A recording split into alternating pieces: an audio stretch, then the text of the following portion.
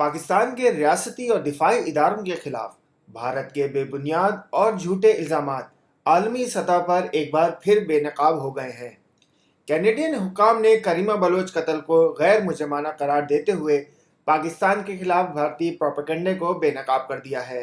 Toronto police हुक्काम के मुताबिक पाकिस्तान के सूबा बलूचिस्तान से ताल्लुक़ रखने वाली 37 साल करीमा मेहराब बलोच की गुमशुदगी के हवाले से 20 दिसंबर को उनके फैमिली मेंबर ने रिपोर्ट दर्ज कराई थी, जिसके बाद पुलिस हुक्काम ने 21 दिसंबर को मुकम्मल तहकीकात की और रिपोर्ट दी।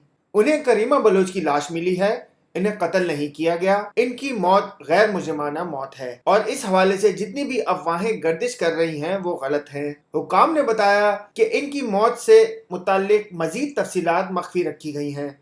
अगर वुरसा इस हवाले से इंसाफ के मुतकाजी हैं तो वो बजरिया इंटरनेशनल ग्रुप एसोसिएशन या दफ्तर खारजा के जरिए अदालत से रुजू कर सकते हैं।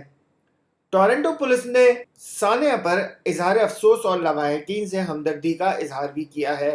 टोरंटो पुलिस की जानिब से करीमा बलोच कत्ल की इन रिपोर्ट्स के बाद भारतीय प्रोपेगेंडा बुरी तरह नाकाम हो गया है। याद रहे, करीमा बलोच की मौत के बाद भारत के बिकाऊ मीडिया ने इल्जाम आयद किए थे कि करीमा बलोच के कत्ल के पीछे पड़ोसी मुल्क का हाथ है।